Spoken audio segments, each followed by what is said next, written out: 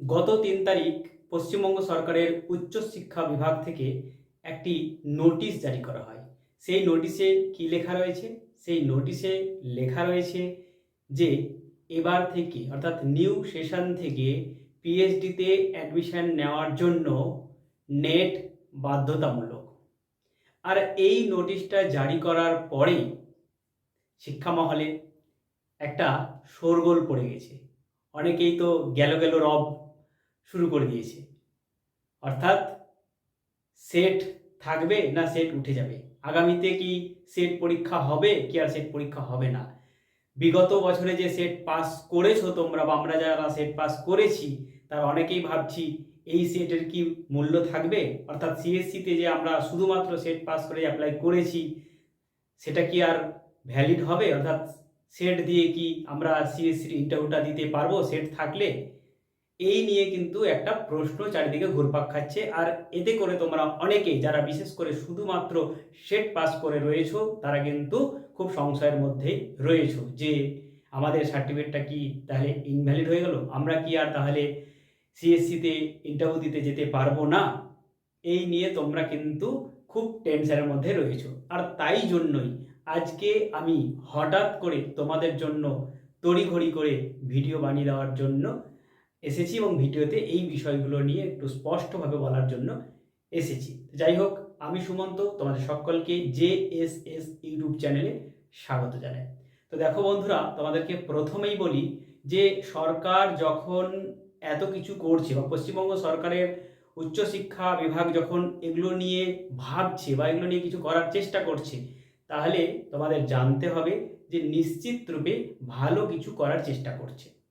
ভালো কিছু করার চেষ্টা করছে মানে এই নয় যে সেটটা দুম করে উঠিয়ে দিল, বা ভালো কিছু করার চেষ্টা করছে মানে এই নয় যে সেট যারা বিগত বছরে পাস করেছো তাদের সার্টিফিকেট সব ইনভ্যালিড হয়ে গেল। এরকমটা কিন্তু কোথাও বলা নেই বা বলাও হয়নি।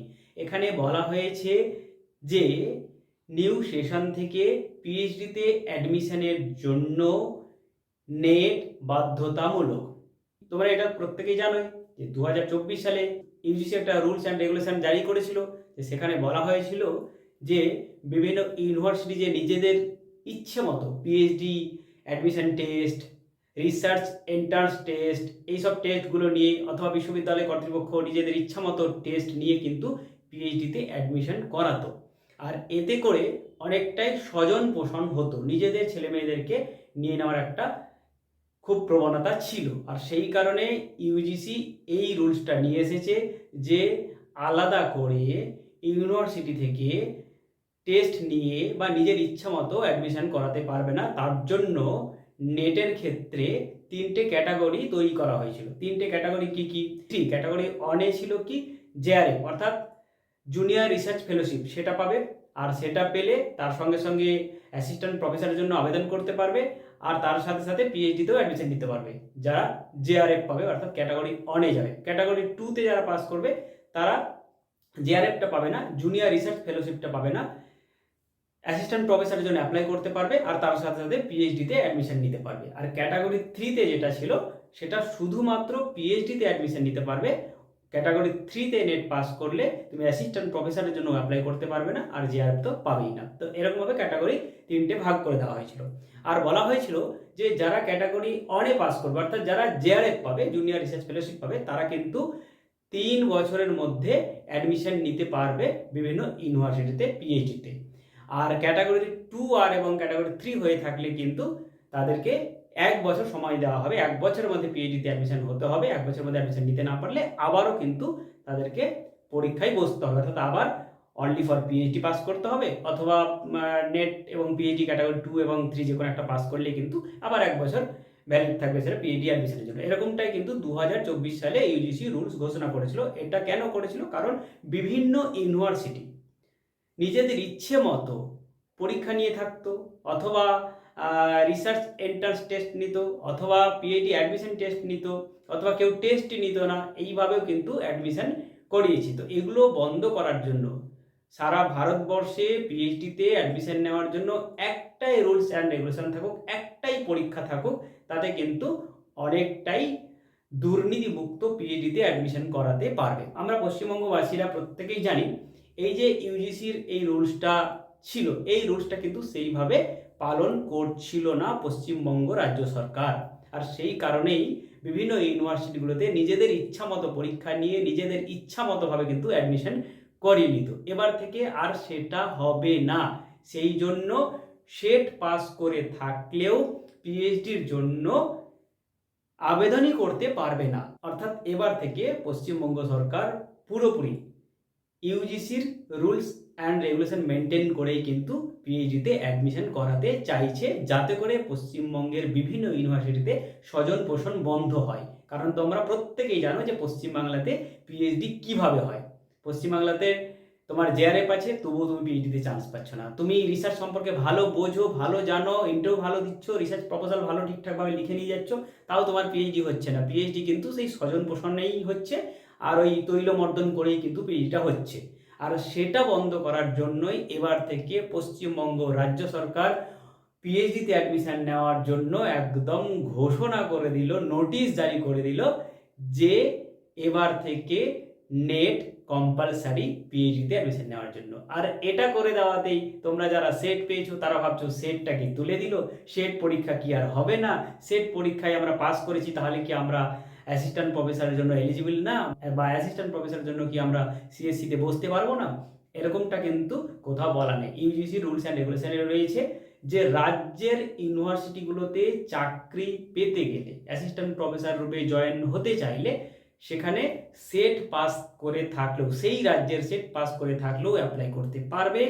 আর তার সাথে নেট যদি থাকে তাহলেও অ্যাপ্লাই করতে পারবে, এবং তার সাথে যদি পিএইচডি থাকে তাহলেও অ্যাপ্লাই করতে পারবে। এটা কিন্তু ইউজিসি রুলস অ্যান্ড রেগুলেশনে বলা রয়েছে যে যেই রাজ্যে অ্যাপ্লাই করবে সেই রাজ্যের সেট পাস থাকলে অ্যাপ্লাই করতে পারবে, অথবা নেট পাস থাকলে অ্যাপ্লাই করতে পারবে, অথবা পিএইচডি থাকলে অ্যাপ্লাই করতে পারবে। তো এই তিনটের মধ্যে যে কোনো একটা থাকলে কিন্তু অ্যাসিস্ট্যান্ট প্রফেসর পদের জন্য তোমরা অ্যাপ্লাই করতে পারবে।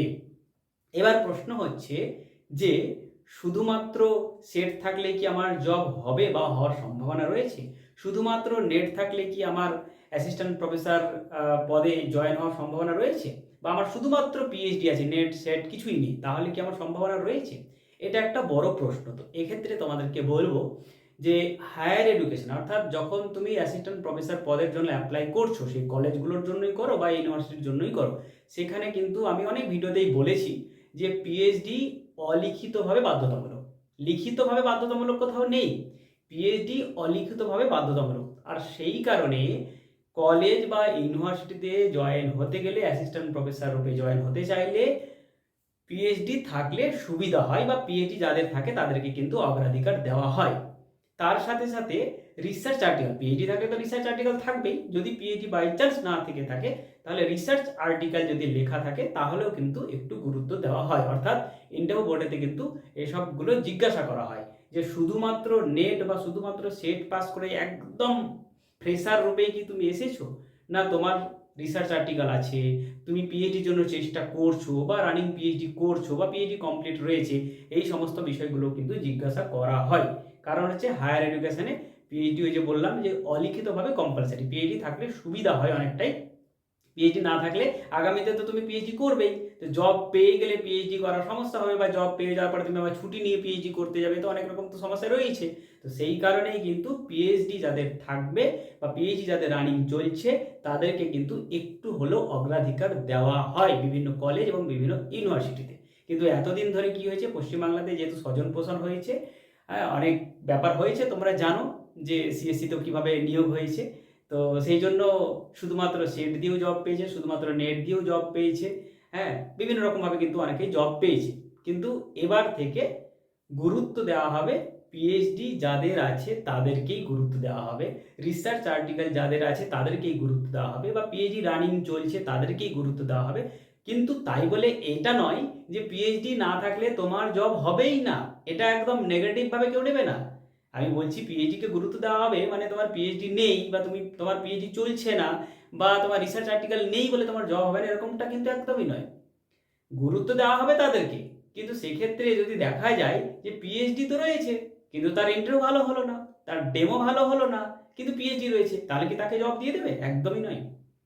তো স্বচ্ছভাবে যদি নিয়োগ হয়, ট্যালেন্টের মাধ্যমে যদি নিয়োগ হয়, তাহলে কিন্তু পিএইচডি থাকলেই জব হয়ে যাবে আর পিএইচডি না থাকলে জব হবেই না, এরকম একদমই নয়। অর্থাৎ যাদের পিএইচডি নেই, যাদের শুধুমাত্র নেট বা সেট রয়েছে, তারা কোনো রকম চিন্তা ভাবনা না করে বেশি ইউটিউব চ্যানেলে, বিভিন্ন ইউটিউব চ্যানেল বা নিউজ চ্যানেল বা নিউজ পেপার, এগুলোতে তাদের টিআরপি বাড়ানোর জন্য, ইউটিউব চ্যানেলে ভিউয়ার্স বাড়ানোর জন্য কিন্তু যা খুশি একটা ভয় দেখিয়ে ভিডিও বানিয়ে দেওয়া হয়। তো এরকম ভয় পাওয়ার কোনো কারণ নেই। আর তোমাদেরকে প্রত্যেককে বলবো, যারা নেট সেট পাস করেছো, যারা আগামীতে অ্যাসিস্ট্যান্ট প্রফেসর হতে ইচ্ছুক, তারা একটু নিজের বিবেক বুদ্ধি দিয়ে বিবেচনা করবে, তারপরে এগুলো নিয়ে ডিমোটিভেট হবে। বিবেক বুদ্ধি দিয়ে বিবেচনা না করে কোনো ইউটিউব চ্যানেল থেকে কি বলে দিল আর সেই কথা আমি শুনে ডিমোটিভেট হয়ে গেলাম, এরকম হওয়ার একদমই দরকার নেই, একদমই দরকার নেই। সরকার যেটা করছে, পশ্চিমবঙ্গ রাজ্য সরকারের উচ্চশিক্ষা বিভাগ যেটা করছে, সেটা তোমাদেরই ভালোর জন্য করছে, স্বচ্ছভাবে নিয়োগের জন্য করছে, যাতে আগামীতে স্বচ্ছভাবে নিয়োগ হয়।